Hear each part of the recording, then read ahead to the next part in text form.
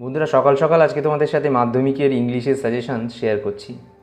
তো প্রথমে তোমরা স্ক্রিনের উপর দেখতে পাচ্ছ সি ফেভার থেকে প্রথমে তোমাদের এই প্যারাগ্রাফটা, গল্প থেকে এই প্যারাগ্রাফটা দিয়ে দেবে।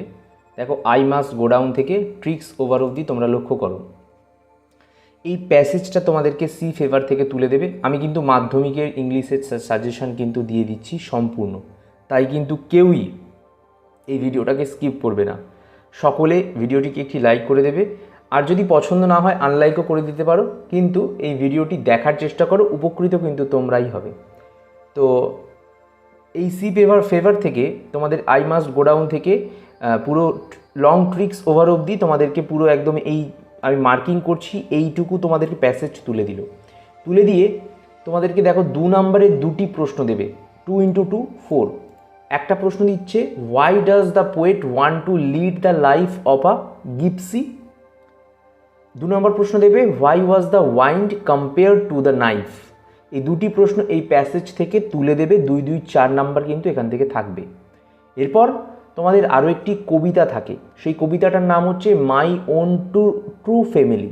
মাই ওন ট্রু ফ্যামিলি বলেছে, read the following stanzas and answer the question. এই কবিতাটাকে তোমাদের ভালো করে পড়তে হবে। কবিতা থেকেও কিন্তু ইভেন 2 নম্বরের 2টি প্রশ্ন থাকছে। 2 × 2 4। কবিতা থেকে প্রথম প্রশ্ন থাকবে, what did the old woman say, মানে বৃদ্ধ মহিলাটি কি বলেছিল ওই মাই ওন ট্রু ফ্যামিলি কবিতাটিতে। আরেকটা হচ্ছে, who introduce themselves as a poet's own true family. তো এরপর আরেকটি কবিতা তোমাদের রয়েছে, সেটা হচ্ছে দ্য স্নেল। দ্য স্নেল আর মাই ওন ট্রু ফ্যামিলি কিন্তু দুটো গুরুত্বপূর্ণ কবিতা এবছর 2023-এর জন্য। দ্য স্নেলের এই টু গ্রাস থেকে মাছ অবধি এই প্যাসেজটা তুলে দেবে কবিতার।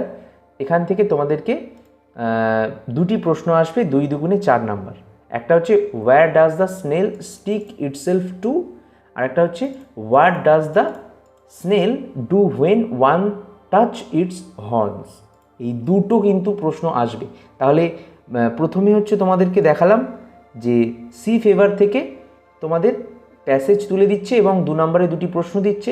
মাই ওন ট্রু ফ্যামিলি কবিতা থেকে তোমাদেরকে প্যাসেজ তুলে দিচ্ছে বা কবিতার লাইন তুলে দিচ্ছে, সেখান থেকে 2 নম্বরে 2টি প্রশ্ন থাকছে।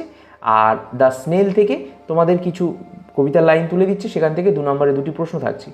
এরপর কিন্তু রিডিং বা আনসিন থাকবে। আনসিন বলতে কি, অনেকেই এটার অবগত নয়। আনসিন মানে হচ্ছে সিন নয়, অর্থাৎ যেটা তোমাদের টেক্সট বই নেই, বাইরে থেকে কোনো একটি গল্প বা কোনো একটি ঘটনা, কিছু প্যাসেজ সেটাকে তুলে দেবে তোমাদের, সেটা পড়ে সেখান থেকে তোমাদেরকে কিন্তু মানে প্রশ্ন উত্তর করতে হতে পারে। তো ওই প্যাসেজ তোমরা এই আনসিনটাকে ফলো করে যেতে পারো। আই থিঙ্ক আমি আনসিন কমন আসে না, আমি যেটুকু জানি।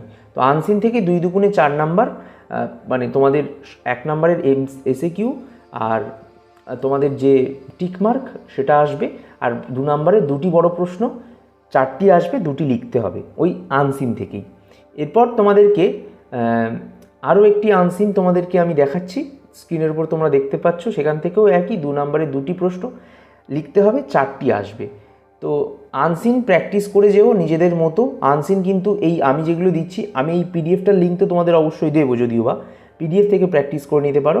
এবং এর পাশাপাশি তোমাদেরকে আমি বলবো, তোমরা কিন্তু আনসিনটা টেস্ট পেপার দেখে প্র্যাকটিস করো, সেখান থেকে কিন্তু কমন পেয়ে যেতে পারো। আর গ্রামার অ্যান্ড ভোকাবুলারি আমি যেটা দিচ্ছি, এখানে তোমরা চোখ রাখতে পারো। এইভাবে কিন্তু এবছর একটু চেঞ্জেস আসছে কিছু কিছু ক্ষেত্রে। কোনো একটি লাইন তুলে দিল এবং সেটা বললো কোন টেন্সে রয়েছে, তো এরকম আসতে পারে। অথবা আর্টিকেল প্রিপোজিশন যেরকম আসে সেটা তো আসবেই, তোমাদের কারেকশান আসবে। এবং গ্রামার কিন্তু খুব ইম্পর্টেন্ট হতে চলেছে।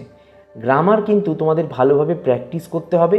ডু অ্যাজ ডিরেক্টেডও তোমাদেরকে দেবে গ্রামার, মানে আর্টিকেল প্রিপোজিশনের সাথে সাথে ডু অ্যাজ ডিরেক্টেড দেবে। এবং সেখানে তোমাদের একটা হয়তো হতে পারে তোমাদেরকে ন্যারেশন চেঞ্জ দেবে, একটা ভয়েস চেঞ্জ দেবে, একটা স্প্লিটিং দিল, একটা সিঙ্গেল সেন্টেন্স দিল।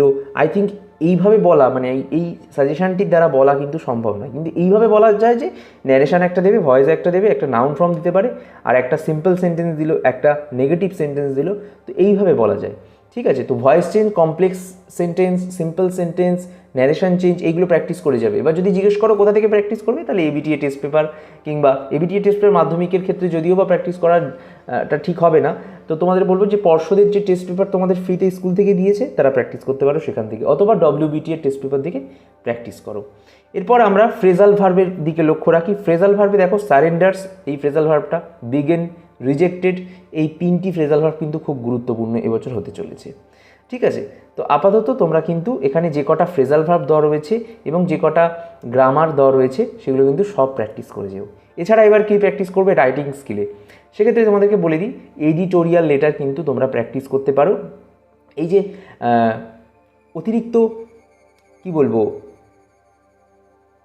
টেলিভিশন এর ফলটা পড়ছে আমাদের উপরে, কি কুপ্রভাবটা কি? এডিটোরিয়াল লেটার এইভাবেও আসতে পারে, প্লাস্টিক ব্যাগ আবর্জনা বাড়াচ্ছে, এই নিয়েও এডিটোরিয়াল লেটার লিখতে হতে পারে এডিটরকে। 3 নম্বরে আসতে পারে যে র্যাগিং হয় যে এডুকেশনাল ইনস্টিটিউশনগুলোতে, কলেজে, স্কুলে, সেগুলোর ক্ষেত্রে তোমার মতামত কী, এটাও আসতে পারে। তো ইয়াঙ্গার ব্রাদারকে একটা মানে তুমি বেনিফিট লিখছো যে নিউজ পেপার পড়লে কী হয়, এই ধরনের লেটারও আসতে পারে। ঠিক আছে, এর পাশাপাশি তোমাদের হেডমাস্টারকে, যে তুমি একটা বই পেয়েছো, সেই বইটা হয়তো দেখা যাচ্ছে কোথাও ছেঁড়া, সেই বইটা তুমি চেঞ্জ করে দিতে চাইছো, তাই হেডমাস্টারকে একটা লেটার লিখতে হবে, এরকমও আসতে পারে।